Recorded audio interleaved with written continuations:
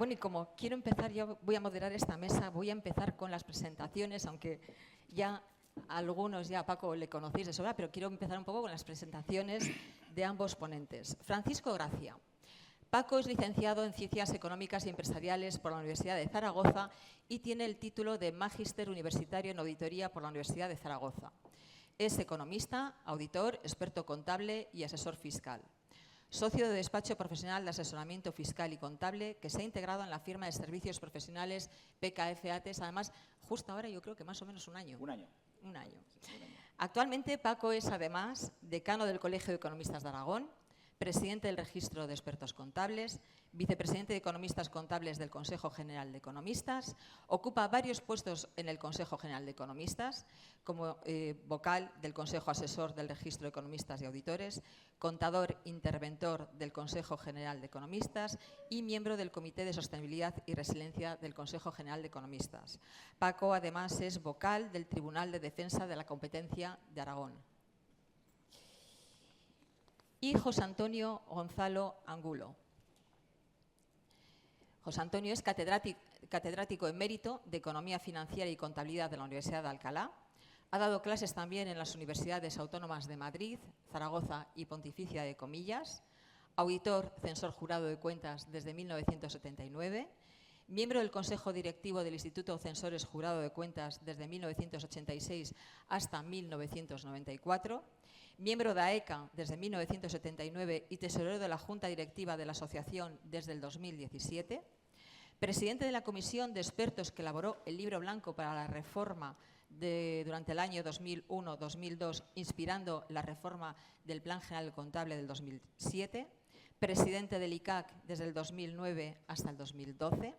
Y en el mundo académico ha sido vicerrector de Asuntos Económicos de la Universidad de Alcalá, defensor universitario entre el 2004 y 2007, decano de la Facultad de Ciencias Económicas y Empresariales, director del Departamento y Dirección de Empresas desde el 2016 hasta el 2022, merecedor de evaluación positiva en 6 tramos docentes y 6 tramos de investigación, galardonado con la Medalla de Plata de la Universidad en el 2024, el año pasado. Ha publicado una docena de libros y un centenar de artículos en revistas científicas sobre contabilidad y auditoría. Bueno, bienvenidos a ambos. Y sobre todo lo que quiero hacer mención es a este libro. Este libro, que es el 50 aniversario del Plan General de Contabilidad, es un libro que está editado por el ICAC y que coincide un poco con la onomástica de nuestro Plan General Contable, que el año pasado cumplió 50 años y de cuya coordinación se encargó José Antonio. Entonces, bueno, este libro, que lo sepáis, bueno, no se puede conseguir, la verdad, porque yo he intentado conseguirlo y no me ha sido posible, pero lo podéis descargar en formato PDF en la propia página del ICAC, el que esté interesado. Bueno, José Antonio, este libro, además, nos lleva por toda la vida de lo que es el Plan General Contable. Desde el primer Plan General Contable en el año 1973, también cómo se gestó, cómo viene un poco, ¿no?, anteriormente, la evolución al final de toda la vida hasta el día de hoy. Bueno, no sé, nos cuenta un poco todo, pero me gustaría que nos dijeses desde tu punto de vista cuáles son las principales diferencias, y me voy a fijar más en los últimos planes, ¿no?, que son un poco los que más nos han afectado a nosotros. ¿Qué diferencias principales hay entre el plan de 1990 y el plan del 2007 en la elaboración de los estados financieros? ¿Y cuál de ellos ha supuesto un cambio más significativo para los profesionales del mundo de la contabilidad? Bueno, pues te lo voy a responder rápido. Primero quiero dar las gracias al Registro de Expertos Contables, al cual pertenezco. No sé si está puesto ahí o no, pero yo pertenezco al Registro de Expertos Contables. Y quiero daros las gracias por haber confiado en mí para esta primera hora del foro aquí en Bilbao. Es un gusto estar en Bilbao y es un gusto que esté lloviendo. Vaya por delante, ¿eh? Bueno. Eso quiere decir que por ahí abajo en la meseta necesitamos más agua, ¿verdad? Y voy a tratar de contestarte lo más rápidamente posible. Antes de eso, no sé si lo sabéis, pero yo me estaba acordando ahora mismo que antes del Plan Contable, que fue del año 73, hubo un plan de cuentas voluntario. que creo que es, si no me acuerdo mal, del año 1960, el Instituto de Censores Jurados de Cuentas de España. Entonces, el instituto es del año 43 aproximadamente, ¿no? En 1943. En el año 1960 hicieron un plan de cuentas que algunas empresas lo seguían, sobre todo las grandes, pues lo seguían. Cuando había un censor de cuentas allí, pues se fijaba en el plan, ¿no? Estaba inspirado en el plan de cuentas francés y era, yo creo que para la época, pues lo que se podía hacer en aquel momento. Era voluntario. Luego el plan del 73 también fue voluntario, pero empezaron a exigir que la empresa que quisiera tener algún incentivo fiscal, pues lo tenía que aplicar, pues la regularización o la actualización de activos. De tal manera que en el año 90, cuando surgió el segundo plan de cuentas, prácticamente ya todo el mundo, bueno, ya hasta se estudiaba en las facultades y todo. No creáis que fue fácil, porque los profesores de contabilidad decían, no, eso el plan de cuentas no vale para nada, es una cosa de Hacienda, pero acabaron cayendo, ¿verdad? Luego ya se creó el ICAC, adoptamos la cuarta directiva, empezaron los auditores con la ley del 88 y para el año 90 el hecho de que hubiera un plan de cuentas pues ya era una cosa conocida. El plan de cuentas podía variar, pero sabían que las empresas tenían que aplicar el plan de cuentas. Yo creo que el plan de cuentas más complicado de adaptar, de asumir que hubo fue precisamente el del año 90. Me acuerdo que en aquel tiempo muchos contables se apearon del carro. Esto es así, se apearon del carro, dijeron no, esto de las normas internacionales de información financiera, que aplicó las que había, ¿no? Y las adaptó, etcétera, pues no lo entendían. ¿Qué era eso de la contabilización de los arrendamientos financieros como activo? Eso era pecado, ¿no? ¿O qué era eso del efecto impositivo? ¿Cómo? ¿Decir que le debo yo a Hacienda? Vamos, de ninguna manera, yo no les debo a nadie nada. Fue muy, muy difícil, de tal manera que hasta la ley del impuesto de sociedades posterior, que debió ser el año 94-95, ya no me acuerdo bien, cuando la propia ley reconoció la contabilidad del efecto impositivo, entonces ya respiraron. Bueno, si lo dice Hacienda, pues por supuesto contabilizamos lo que haya que contabilizar. Y por tanto nos costó 4 o 5 años de verdad adaptarnos. Es que fue un cambio importante. Bueno, fue, yo creo que copernicano, fue un giro copernicano en la contabilidad. De otros países también, que lo habían hecho antes, ¿no? O en el mismo momento. Ese fue el plan contable difícil, complicado. El del año 2007, bueno, el año 2007 lo que pasa es que en el libro blanco se recomendaba que se siguiera con el Plan General de Contabilidad, que las empresas cotizadas aplicaran las normas internacionales de información financiera. Por supuesto, esto era obligado, pero las empresas, digamos, que no estaban sometidas a las normas internacionales, pues debían seguir aplicando el Plan General de Contabilidad. Esto tranquilizó mucho a las empresas, porque aplicar otra normativa hubiera sido un cambio muy importante, pero lo que se dijo es, bueno, y que el plan contable además vaya evolucionando poquito a poco. Y esto es lo que se ha hecho. En el año 2007 se ayornó, o sea, se puso al día el Plan General de Contabilidad, se puso al día, es decir, que la contabilidad de los arrendamientos financieros siguió, bueno, se completó un poquito, pero siguió. Y todo lo demás, pues también hubo muchos cambios en instrumentos financieros, pero bueno, todo eso a las empresas más pequeñas estas cosas no les importan mucho, ¿no? Sí, no les a las grandes, tanto. por supuesto que sí. Entonces, el plan de 2007, aparte de esa actualización, trajo consigo otra cosa, que es, no hay que esperar 17 años para cambiar un plan contable, ¿verdad? Vamos a cambiar el plan contable cuando haga falta. Entonces, de hecho, ha habido 3 cambios, 3 pequeños, grandes cambios del plan contable en estos años. El primero fue en el año 2010, cuando se emitieron las normas de consolidación, que además se cambió la norma de registro y valoración de combinaciones de empresas, una norma muy importante en España, porque antes las empresas hacían lo que les daba la gana, cuando se fusionaban hacían lo que les daba la gana contablemente. ¿Por qué? Pues porque como no estaba regulado, todo lo que no está prohibido está permitido, pues hacían lo que les daba la gana, ¿no? Aquí en el País Vasco hubo un caso de estudio, que fue la la fusión del Banco Bilbao Vizcaya, del Banco de Bilbao con el Banco de Vizcaya. Eso es para estudiarlo, ¿eh? Eso es para estudiarlo. Porque fue una muy bien hecha para, no aplicando ningún método, acogerse a todas las bonificaciones y a todas las posibilidades de mejorar la información contable. Fue un maquillaje perfecto, de verdad. Si a alguno le gusta la historia, que lo estudie, fue muy curioso. Bueno, ha habido una actualización en el año 10, otra en el año 16, como consecuencia de la Directiva Contable del año 2013, que para nosotros no supuso mucho, pero bueno, en cualquier caso, simplificó obligaciones contables, ¿verdad? Y, por último, ha habido una en el año 2021, ya lo sabéis, donde se ha modificado pues, cosas de instrumentos financieros y algo muy importante que nos trae de cabeza, que es la norma de ingresos. Creíamos que, anoche lo hablábamos, ¿no? Creíamos que el principio del devengo era el principio de devengo de los gastos y nos han dicho no, no, no, y de los ingresos también. Y ahora los principales problemas que tienen en muchas empresas es que cuando reciben un ingreso, cuando emiten una factura, resulta que tienen que ver en qué parte es y qué parte no es ingreso devengado, ¿no? Bueno, esto es lo que seguimos en estos momentos. Entonces, no sé si respondo a la pregunta, pero sí, totalmente, porque además, como bien dices, hemos pasado de un plan que igual era más y se basaba más en la fiscalidad, ¿no?, a tener ahora unos planes en los que ya realmente los contables ya tenemos que opinar, ¿no?, y dar una opinión al final y yo creo que, bueno, pues eso es un poco también, ¿no?, lo importante también en todo esto. Sí, fíjate bien, solo por decirlo.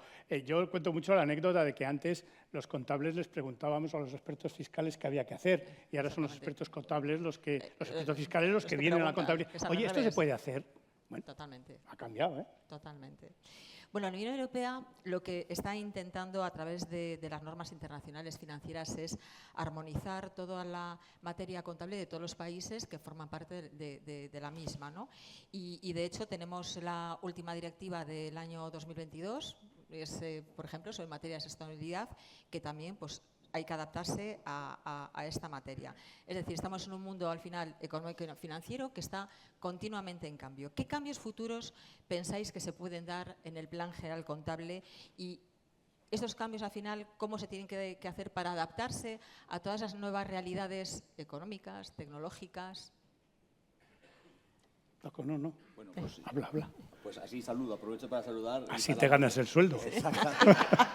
Es que yo aquí estoy como alumno. Bueno. Por tanto, estoy entusiasmado en escucharte porque, bueno, primero agradecer, Pilar, tu amabilísima presentación. Encantado un año más, ¿no?, por la primera ocasión de estar con todos vosotros y todas vosotras. Y la verdad que sí, a mi satisfacción de estar aquí cada año se une la de compartir mesa una vez más con el profesor Gonzalo Angulo, que es mi profesor de contabilidad en Zaragoza, cuando estuviste dando clases en aquellos años en la Facultad de Economía y Empresa antes de Ciencias Económicas y Empresariales de Zaragoza. Pues yo, mi pasión por la contabilidad, ¿cómo te puede gustar la contabilidad? Pues soy un tío raro, ¿no?, porque de todo tiene que haber, ¿no?, pero si hay un responsable, no sé si culpable de ello, pues es mi profesor José Antonio Gonzalo Angulo. Por lo tanto, pues encantado de estar aquí de nuevo, ¿no?, y compartir mesa con el profesor. Bueno, los cambios, los temas de los contables, seguro que el profesor los contará mejor que yo. Hay un cambio que todos sabemos, ¿no?, que es la incorporación a la información corporativa de información en materia de sostenibilidad. Hay una mesa luego perfecta, ¿verdad?, donde ahora no voy a decir nada que seguro que estará mejor expresado, pero este cambio es muy relevante. Muchos, yo entre ellos, siempre al principio cuando aparecieron las primeras normas y los primeros estudios referentes a la necesidad, y la ley 11, ¿no?, 2018, pero antes ya se venía hablando, ¿no?, de la necesidad de dar información no financiera, ahora llamada de sostenibilidad, pues lo veíamos con una cosa un poquito extraña, ¿no? Toda novedad efectivamente pues produce una cierta, no sé si desconfianza, lejanía, ¿no? No deja de ser una complicación, ¿no? Bueno, hoy es un hecho, hoy es un hecho que esta información en materia de sostenibilidad es necesaria. Este año, en la jornada anual de expertos contables celebrada en Madrid, tuvimos una mesa justamente destinada no tanto a las técnicas, a los conocimientos, a la dificultad de preparar esta información, sino a los retos y a las dificultades a las que se enfrentan las empresas en caso de no abordar de forma decidida este tipo de información. No solamente lo que ya sea una cadena de valor, es decir, si uno pertenece a una empresa que a su vez opera con entidades grandes, va a tener que hacerlo. Pero las entidades financieras, como bien sabéis, están poniendo ya como como requisito del riesgo de crédito el disponer o no de este tipo de información. También invitamos a nuestro querido David Ausale de la Liga de Fútbol, con la que nuestra corporación colabora de forma estrecha desde hace años, ¿verdad, Esther? Y ellos lo ponen de manifiesto. Hay muchas federaciones deportivas, muchos proyectos deportivos que no consiguen salir adelante porque cuando muestran su información a las entidades que tienen que decidir, en caso de carecer de esta información, pues se enfrentan ante un problema. Por lo tanto, convencidos o no, tenemos que aterrizar en esto. Quizás luego José Antonio nos lo comente, pero esto es tan necesario no solo para las empresas grandes y medianas, sino también para las pequeñas, ¿verdad? Que podría ser, seguro que el profesor lo cuenta mejor que yo, una suerte de desarrollo contable, ¿verdad? Y que no solamente, ¿verdad?, comentábamos el otro día, pudiera estar esta información dentro del informe de gestión, sino incluso en la memoria, en fin, un poco integrar esta información de manera más sólida en lo que es la información contable. Sí, de hecho, solo por dar un dato, el IAS, que es el organismo que emite las normas internacionales de información financiera, tiene ahora un proyecto para ver qué información de carácter de sostenibilidad, es decir, ambiental o de gobernanza, puede meterse dentro de las notas de los estados financieros o ser sometida a tratamiento contable. Es decir, ya no estamos hablando del informe de sostenibilidad, estamos hablando de que eso tiene mucha repercusión en los activos, en los pasivos, en los ingresos y en los gastos. Y están trabajando para exigir contabilización o, en cualquier caso, información, pero dentro de las notas. Observar que esto lo que significa es que esa información estaría verificada por el auditor. ¿De acuerdo? Y afectaría a todas las empresas, no a las empresas que tienen que publicar informes de sostenibilidad. Luego eso saldrá con el tiempo, en no mucho tiempo empezará a ponerse de manifiesto.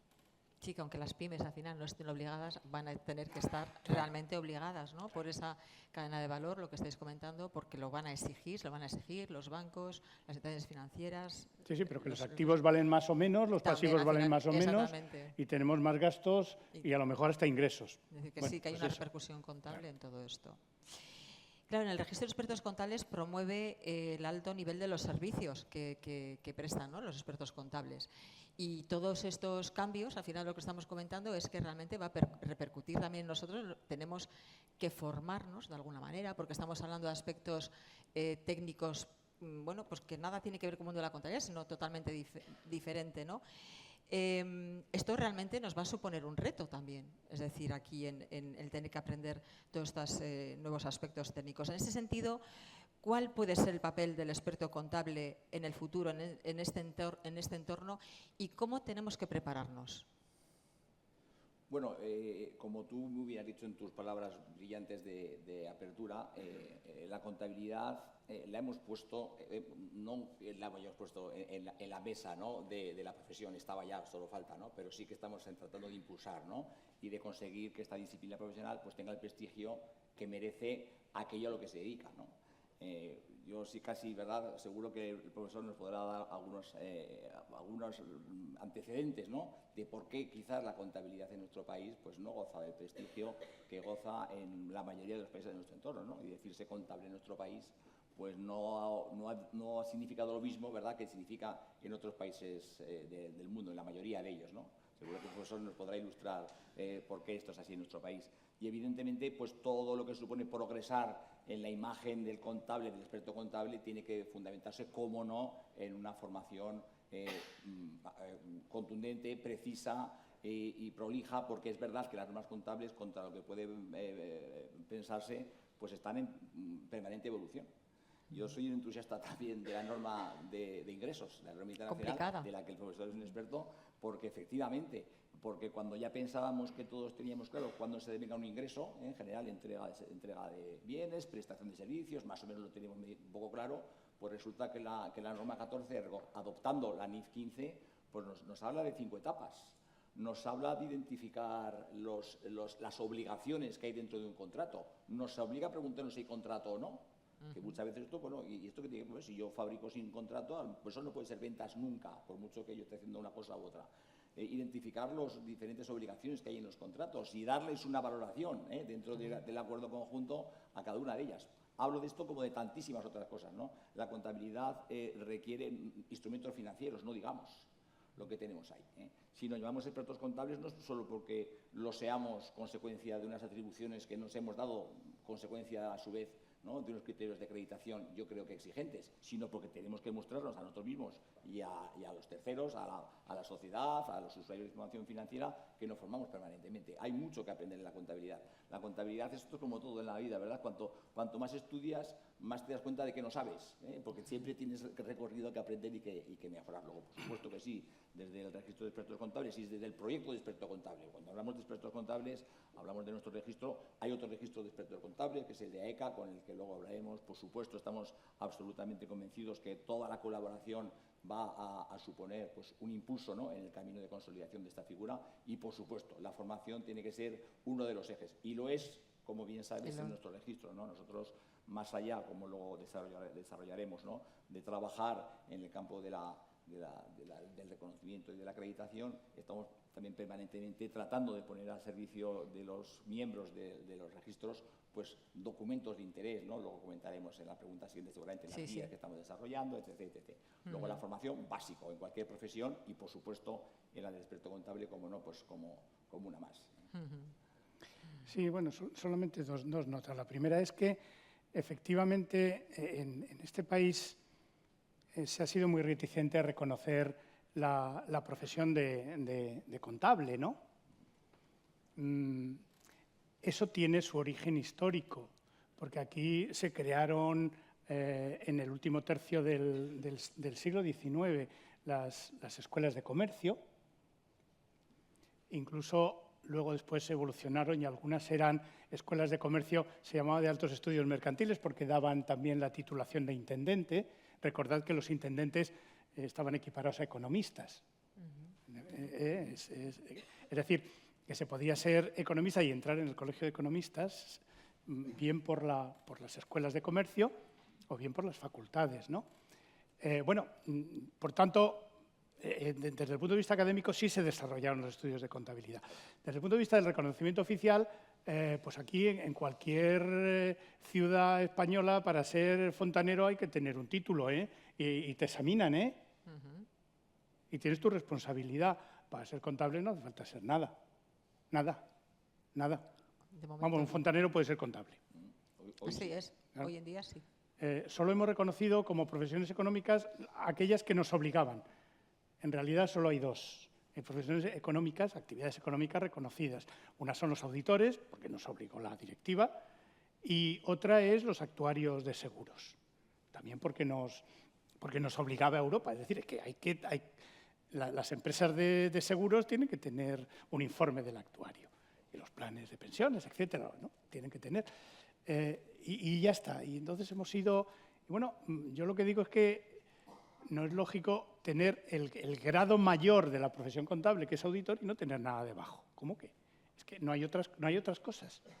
Ahora, también obligados por la Unión Europea, tenemos que reconocer, no hay más remedio, ¿no?, la actividad de revisor, que no está reservada a economistas, ni a profesionales económicos. Cualquiera podría ser. Bueno, está muy bien, pero ya sabemos que estará ocupada fundamentalmente por economistas, ¿sí? ¿Y el contable? Es decir, esto es un ejército donde hay generales y no hay suboficiales. No tiene sentido. No. Cuando además en el resto de los países la profesión contable está muy valorada. No digamos en los países de Latinoamérica, donde ser contador público, bueno, es una categoría profesional importantísima, importantísima, como los jueces, ¿de acuerdo? Es decir, que es una persona valorada. Bueno, aquí, contable, ¿qué os voy a decir? No tengo que contaros lo que cuando a uno le dicen que es contable es lo que le están diciendo. Ya lo sabéis, ¿no? Es así. Esto es así. Bueno, algo hemos debido hacer mal para tenerlo tan duro últimamente. Y es verdad, decíamos cuando preparábamos esta mesa que ha habido, desde hace mucho tiempo, desde el principio del siglo XX, ha habido intentos de construir la profesión. De hecho, en los antecedentes del Instituto de Censores Jurados de Cuentas de España, que surgió en el año 43, las facultades económicas son del año 45, para que veáis, ¿no? En 1943. Pues previamente a la Guerra Civil había al menos, que yo sepa, 3 institutos de contables y medio en España. Ahora diré por qué lo del medio. Había uno en Vigo, el Instituto de Contadores Públicos de Vigo, otro en Bilbao, ¿verdad? Donde en Bilbao y en Vigo lo que hicieron, como había comercio marítimo, pues es tratar de imitar lo que había en el Reino Unido, ¿verdad? E hicieron colegios de contadores que estaban, ¿no? Y admitían a profesionales.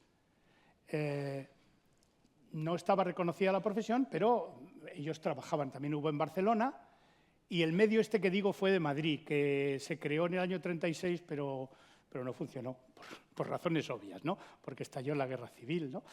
Es decir, que sí había intentos, pues como este, totalmente privados, ¿verdad? No reconocidos por nadie, que luego se reconocieron de alguna manera con el Instituto de Censores Jurados de Cuentas de España, ¿no? Que era la única institución profesional que lo representaba. El Instituto de Censores no tenía ninguna atribución cuando se creó, luego ya en los años 60 se le dieron algunas atribuciones y luego ya con la ley, bueno, luego se creó el REA, como sabéis, y luego ya se les dieron atribuciones con la ley del 88. Pero no es que no haya habido intentos en España, lo que pasa es que no han cuajado. A ver si este cuaja de una vez. Y sobre todo lo que yo quiero decir es que se reconozca o no oficialmente, hay que hacer un esfuerzo muy importante. Yo me acuerdo cuando entré en el Instituto de Censores, claro, tú lo has dicho hace muchos años ya, que había allí un lema que decía, no esperes a que te reconozcan, trabaja para autoimponerte tú. Bueno, esto es lo que yo creo que se debe hacer. Y luego, por supuesto, hacer ver a las autoridades que hay falta un escalón profesional que es fundamental, porque nos jugamos las cuentas de las empresas. Y cada vez más tenemos más empresas, son más importantes, y la confianza, de verdad, esto lo sabéis perfectamente, la confianza no es solamente por las cuentas que tiene el auditor, claro, esas, bueno, pues ya están controladas. Y las cientos de miles de empresas que no tienen auditor, pues al menos que tengan un experto contable que se responsabilice de aquello, al cual echarle la culpa si hay problemas. Cuidado, yo estoy hablando de responsabilidades, no de derechos, que es lo que me preocupa. ¿Por qué? Porque en el resto de los países lo hay. Y yo creo, además, he podido advertir que por la falta de esa profesión, a las cuentas no auditadas en España las miran con un cierto recelo. A ver qué es esto. Piden más explicaciones, sí. La verdad que es muy importante, ¿no? Conocer el pasado de las cosas para saber dónde estamos hoy, ¿no? Totalmente. Porque cuando uno dice, bueno, ¿y por qué en otros países están como están y hoy estamos aquí? Pues que hay motivos históricos que explican, ¿no? Y las trayectorias se construyen a sí mismas, ¿verdad? Cuando un proyecto nace como en Francia, en Reino Unido, en Portugal es reciente, ¿eh? En Portugal, la Orden de Contabilistas nació también por el empeño de un profesional.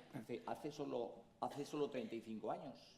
Digo solo porque el resto de reconocimientos vienen pues de posguerra, o ACA, ACCA de finales del siglo XIX, nada menos, ¿no? Y, o sea, que cuando no tenemos el apoyo de motivos históricos favorables a la existencia de la profesión, como es en nuestro país, pues claro, estamos en un recorrido más complejo del que lo tiene ya por motivos históricos, ¿no? Pero tenemos ejemplos, digo recientes entre comillas, ¿no? Digo, 35 años no es tan reciente, pero se puede perfectamente, ¿no? Conseguir. Es verdad, como luego comentaremos, con las dificultades que este proceso tiene, ¿verdad? Eso creo que será desarrollado en la siguiente pregunta, pero hemos de ser conscientes de que... Pero evidentemente estamos aquí porque históricamente hemos estado pues, con los antecedentes, como bien ha explicado el profesor.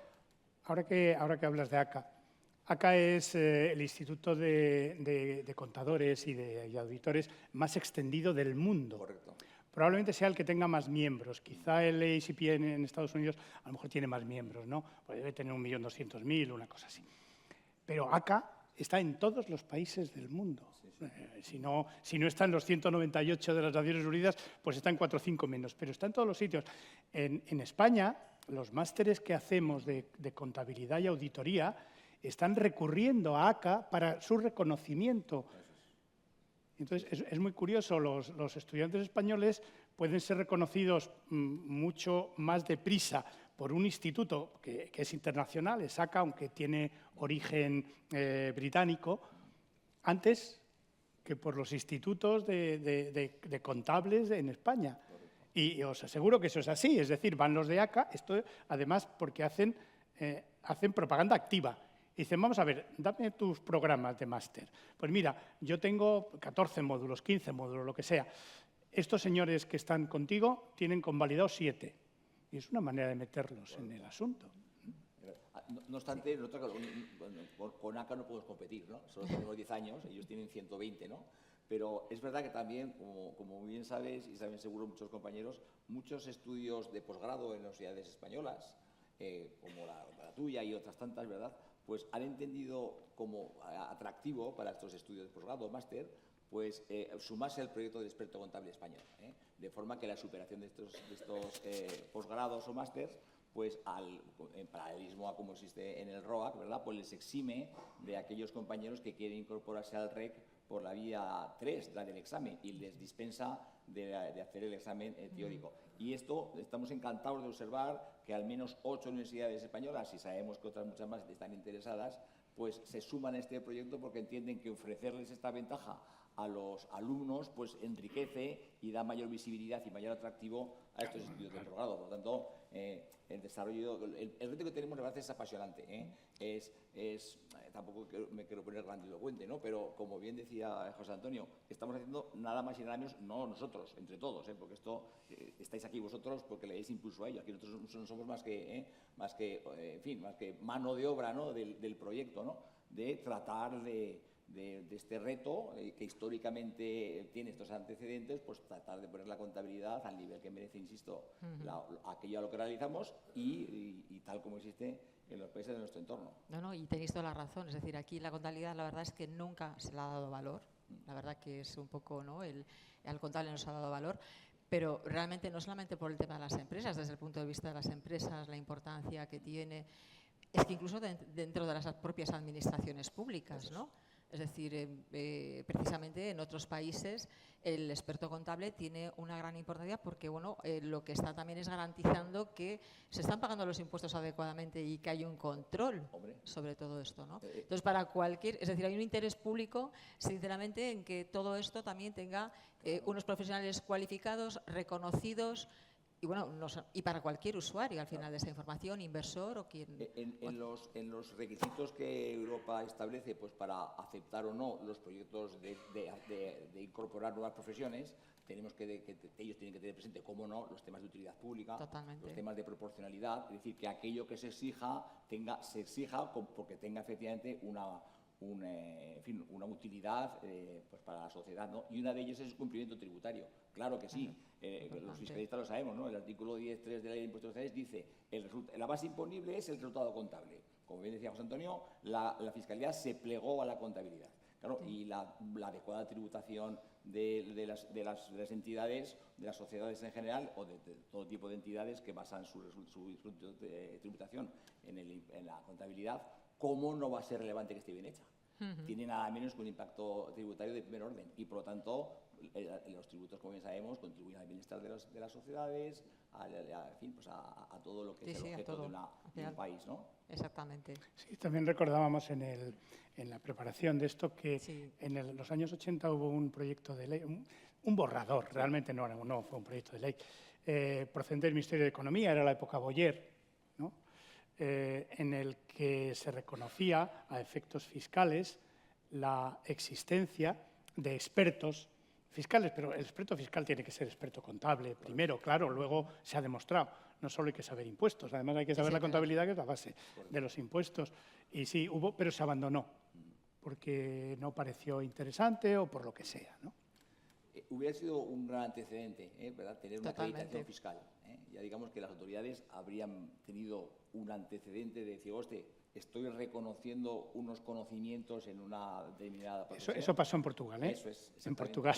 Fue eso lo que animó, a establecer... Claro, porque el impulso tributario es más visible que el informe de información financiera, porque es que lo primero es dinero, ¿eh? Son recursos, es verdad. Nos hubiera ayudado, ¿no? Las crónicas dirán por qué aquel proyecto de reconocimiento del asesor fiscal, ¿verdad?, no llevó a buen puerto. Yo tengo una visión, que será una de ellas y seguro que no es la determinante, pero yo creo que ahí hubo cierta desunión entre los actores que optaban o que proponían. Digo desunión porque ¿quién está en el ámbito tributario? Los economistas, claro, los abogados también, los gestores, que no deja de ser una profesión que también se ocupa de estas cosas. Claro, por lo que yo sé, no hubo una unidad de acción. Sí, sobre todo porque fue promovido fundamentalmente por el Colegio de Economistas. Correcto. Y se olvidaron de otros actores importantes. Cosa que aquí no se ha hecho. Claro. Este proyecto de contabilidad lo hemos puesto en marcha entre, no yo insisto, sino las corporaciones desde un punto de vista de unión de ellas. Este proyecto de experto contable solo desde economistas o solo desde censores hubiera sido inviable porque estamos dejando a nuestros socios. También AECA, ¿cómo no? No, pero el Colegio de Abogados, sí, Paco, claro, ¿por qué no? También. Bien, también, pero en el bueno, financiero yo creo que los temas de expertos contables seguramente... Y sobre todo como órganos consultivos del ICAC, al final ahí es importante, porque estas tres ¿no? corporaciones que menciono no es que yo aquí diga, ¿y por qué estas tres? Jolín, es el ICAC, institución que persiste y que sabes mejor que yo, tiene en su comité consultivo a estas tres instituciones. Claro. Consejo General de Economistas, Censores y AECA. Ya es el regulador que dice cuáles son los actores principales en el ámbito privado en la contabilidad. Bueno, pues nosotros tres tenemos que ir de la mano para conseguir este propósito. Esto lo hemos conseguido, no digamos entre censores y economistas, aquí estamos todos juntos, sino como también puedo repetir, AECA, de donde José Antonio es miembro de sus órganos de gobierno, porque tenemos que ir de la mano, respetando, por supuesto, la autonomía de cada cual, pero tenemos que ir de la mano porque este es un propósito que la dificultad que tiene se salva, entre otras cosas, con la unión de la profesión. Totalmente, totalmente. Al final hay que ir unidos para poder hacer más fuerza y también que este proyecto pueda seguir, bueno, más adelante, ¿no? Bueno, y otro tema también importante en estas situaciones tan complejas que hemos estado comentando es lo que hemos estado comentando, la situación del experto contable aquí en España. Es decir, aquí no tenemos ningún tipo de reconocimiento. Cada vez se nos exige más, porque parece al final mucho, ¿no?, que hay muchas novedades tecnológicas, pero realmente a nivel profesional no tenemos ese reconocimiento, pero cada vez se nos exige más de las administraciones, desde la sociedad en general, de nuestros clientes.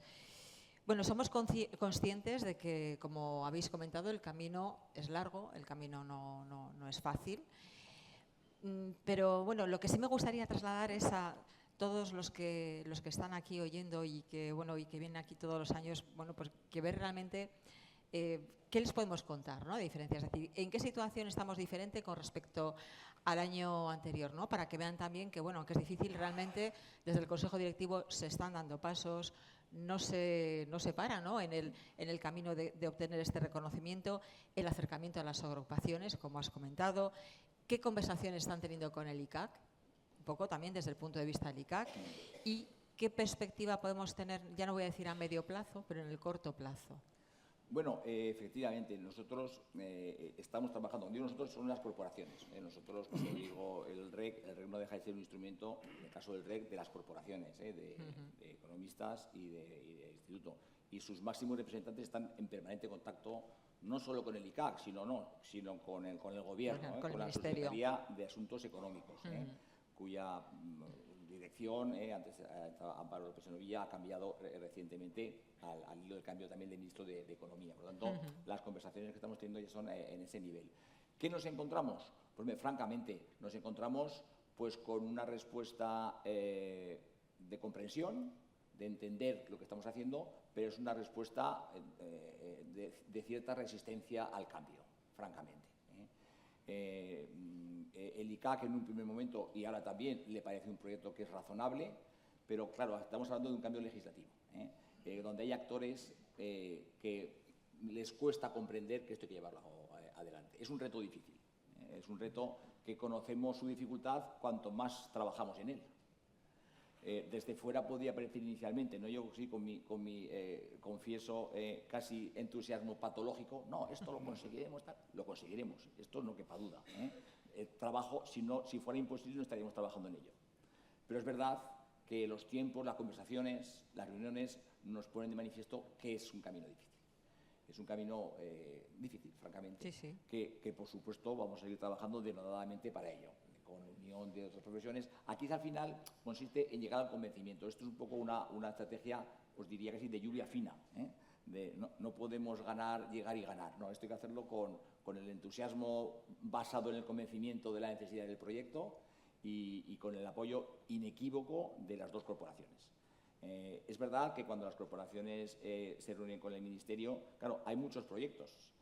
Por ejemplo, yo puedo hablar más del nuestro, ¿no? de economistas, ¿no? El tema concursal, estamos todavía desarrollando estos asuntos y, claro, las negociaciones que hace la corporación con el Ministerio están centradas básicamente en temas concursales que están suponiendo, como bien sabéis, unos cambios muy relevantes en el desarrollo de la profesión, ¿no?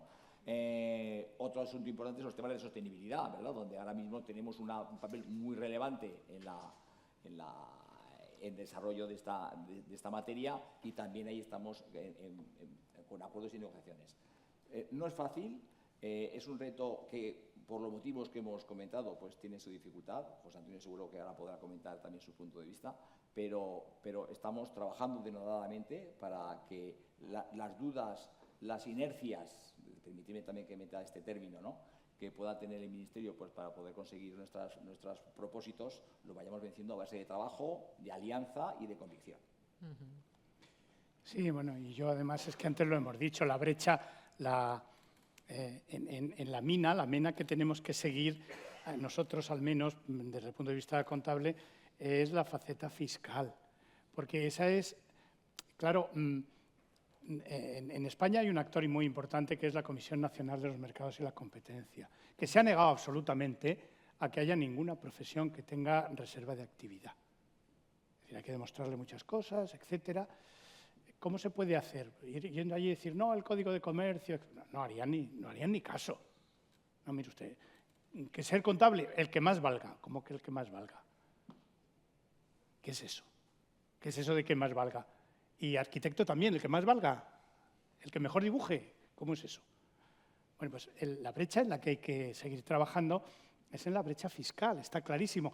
Cuando al Ministerio y a la Comisión Nacional de los Mercados y la Competencia se le diga, mire, es que la información contable declarada, ¿no?, firmada por un experto contable responsable, siempre yo estoy hablando de obligaciones, es que a usted le va a suponer no solo una garantía de veracidad y sobre todo va a poder llamar en la empresa al que lo ha hecho y decir, ven para acá, ven para acá. Y si lo ha hecho mal, imputarle responsabilidades. Y si lo ha hecho bien, pues estupendo. Esa es la brecha en la que tenemos que ir, porque todos los expertos contables de los países de alrededor son expertos fiscales. Todos, ¿eh? Sí, esa será una convergencia que sin duda alguna se dará en el futuro, sin duda alguna. En los economistas, que es lo que también sabéis, tenemos la rama fiscal, tenemos también ahora una acreditación. Los compañeros del REAF han puesto en marcha, ¿no?, una acreditación que será hermana a la nuestra, de forma que están abriendo un enfoque muy interesante para que aquellas personas que superen los requisitos que el Consejo establecerá no solamente estén en el REAF, sino que además, superados otros requisitos, sean reconocidos por la corporación como expertos en tributos.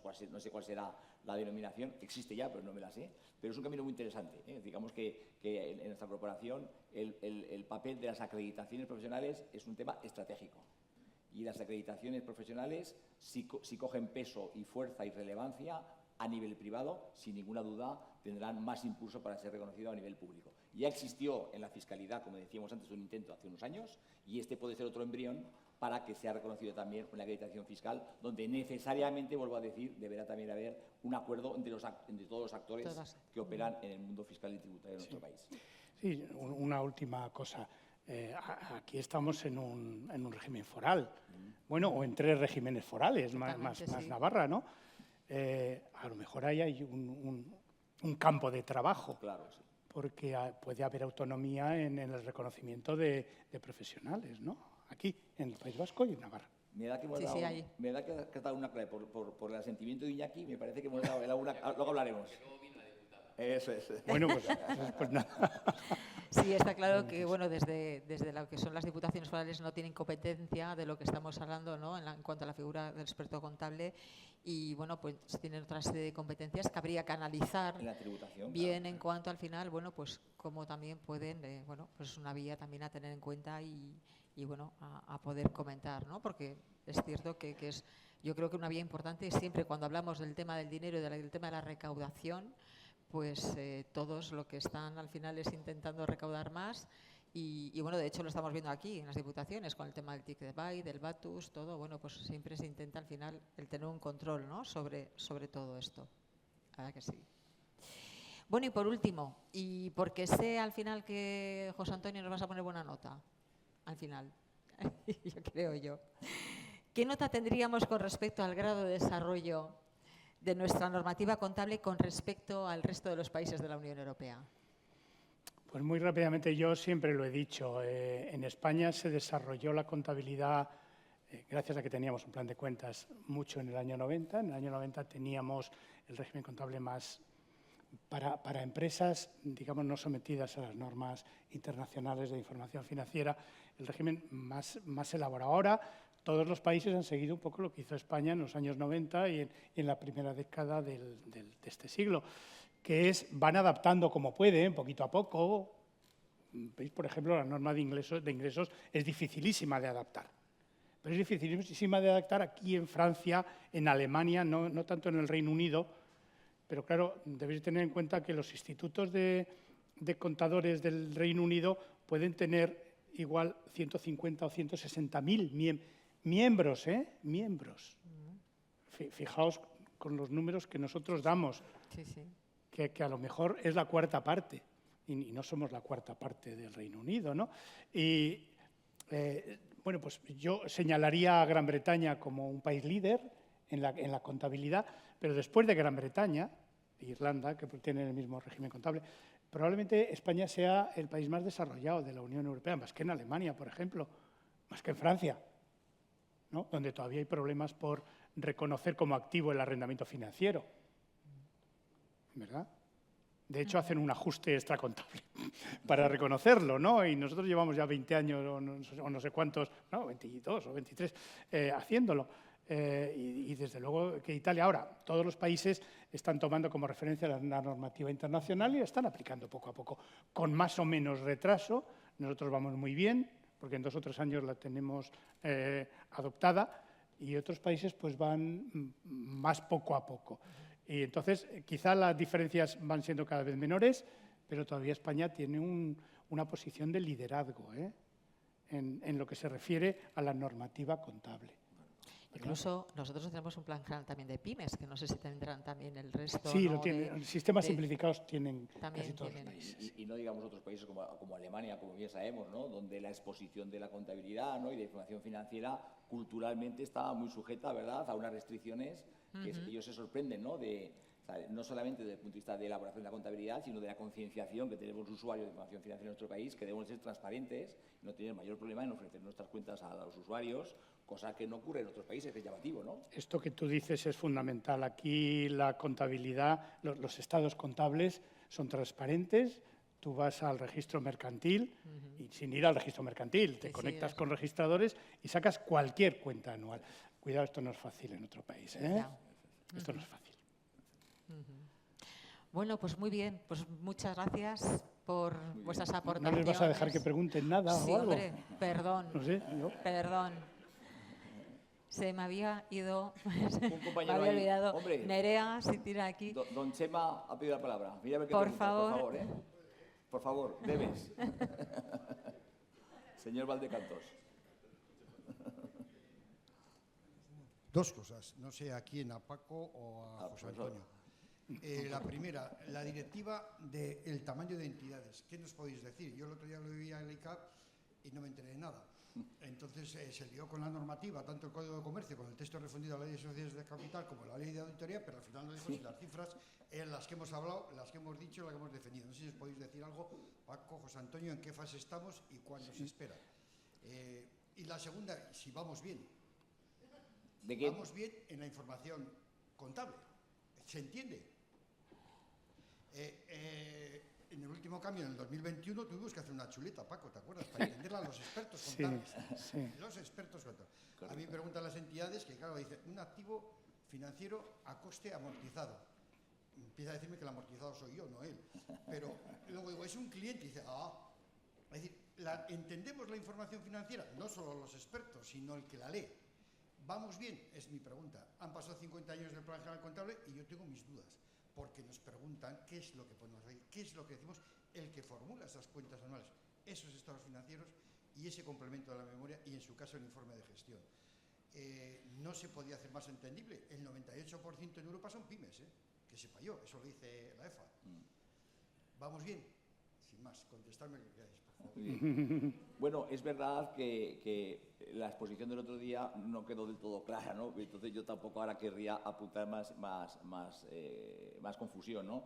Es verdad que sabemos que el Ministerio, siguiendo las indicaciones de las directivas europeas, están ampliando los límites, subiendo los límites para la formulación de cuentas abreviadas y normales, consecuencia del efecto del IPC. Teníamos unos límites que venían siendo históricos y, consecuencia del IPC, pues naturalmente esos límites van a subir. Como no me lo sé bien, no añadiré yo confusión a los plazos, discúlpame. Yo pensaba que eras amigo y me hacías preguntas fáciles, macho. Yo no sé lo de los plazos, ¿no? Pero vamos, ya desde las corporaciones... Sí, la verdad que sí. Es verdad, quedó un poco... Fue tremendo, digo, que si lo que dice el texto refundido, lo que dice la ley de auditoría, lo que dice el Código de Comercio, y al final, ¿qué claro, son las cifras? La persona que intervino tenía pocos minutos, quiso resumir tanto que al final, tanto resumen, al final no quedó muy claro, ¿no? Pero lo que sí que debemos de tener presente, y ojalá sea así, es que estos límites no afecten a los límites de auditoría, que, como sabes, son distintos, Hasta ahora el ICAC ha sido muy sensible a esto, porque entiende, pues, que la información revisada en ausencia de otros controles, ¿verdad?, pues no debería acompañar el incremento de límites para la formulación de cuentas abreviadas normales del límite de auditorías, que de momento no está previsto que cambie, desde luego, desde las corporaciones, no por un interés corporativo, como decíamos antes, sino por un interés de utilidad pública. Una entidad auditada tiene más seguridad sus cuentas respecto de las no auditadas, ¿no? Por lo tanto, trabajar respecto de que eso se mantenga así, ¿no? La información contable, bueno, pues esto es muy opinable, vosotros también podrá tener su opinión, ¿no? Pero yo creo que es razonable, ¿no? Yo el ICAC siempre lo he visto muy sensato en cuanto a la elaboración de normas contables.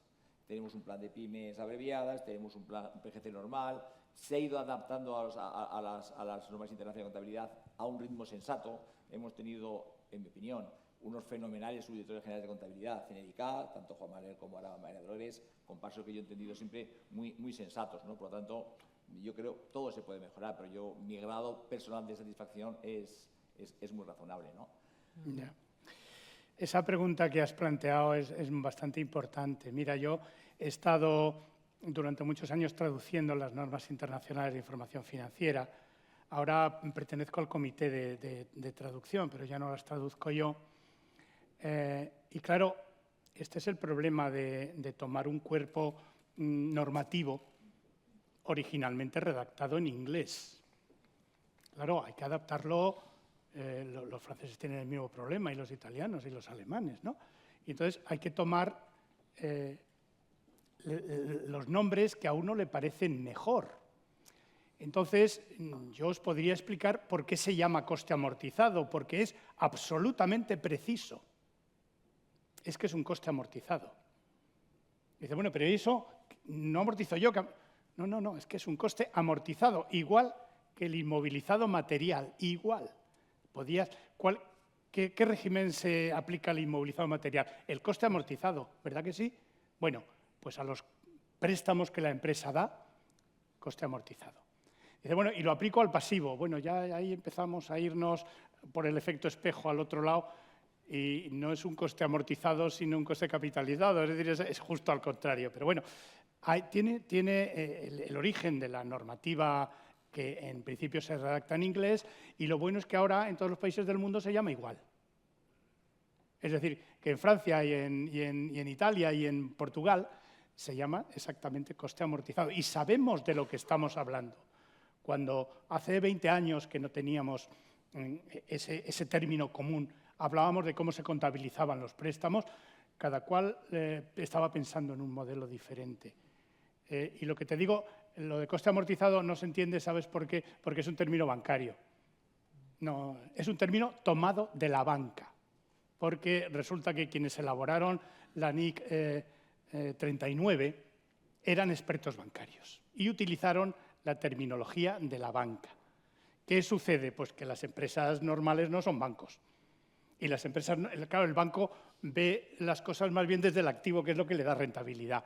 Y las empresas ven los instrumentos financieros desde el pasivo porque se financian con ello. Y ese es el problema. Ahora, el término coste amortizado como el término valor razonable son absolutamente precisos. De verdad. Absolutamente precisos. Si quieres, hablamos más tranquilamente y te explico por qué y por qué se hizo y qué significa que un coste se amortiza. Porque resulta que un coste se amortiza. O sea que lo que quiero decir es que claro, y deterioro del valor. Hablábamos de deterioro del valor. Eso que en inglés se dice impairment. Pues no hablábamos de deterioro del valor.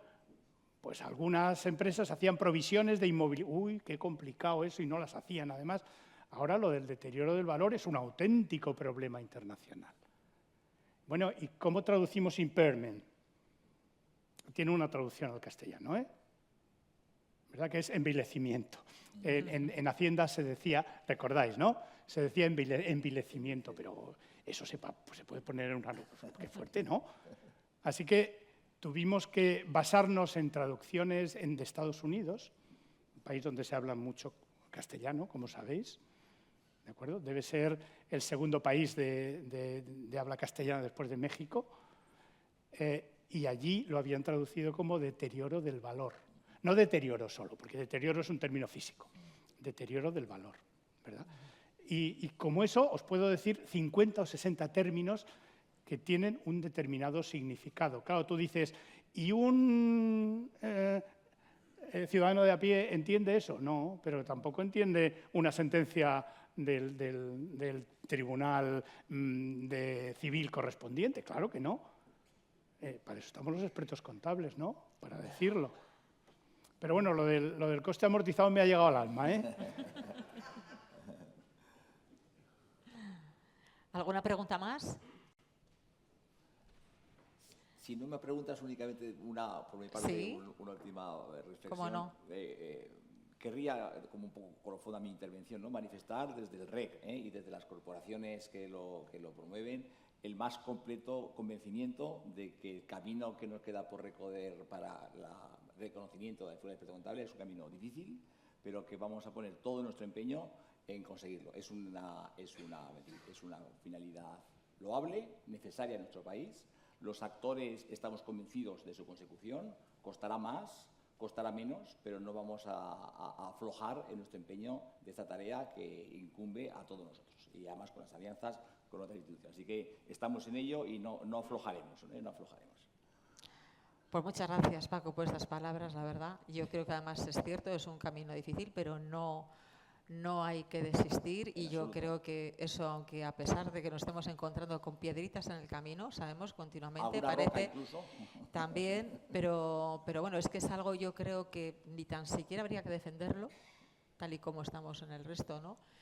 Pero bueno, en eso estamos, y la verdad sí que es importante también que los compañeros tengan conocimiento de ello, que bueno, a veces igual, aunque siempre decimos lo mismo, pero bueno, no, es que hay mucho más detrás de todo esto, ¿no? Cada año. Pues muchas gracias, José Antonio, la verdad, un placer. Muchas gracias por todas tus aportaciones, y a ti también, Paco. Y bueno, pues vamos a dar por finalizada esta mesa y vamos ya a comenzar la siguiente mesa ya del reto, ¿no? Al final pues bueno, del talento dentro de aquí de las organizaciones también. Bueno, pues muchas gracias.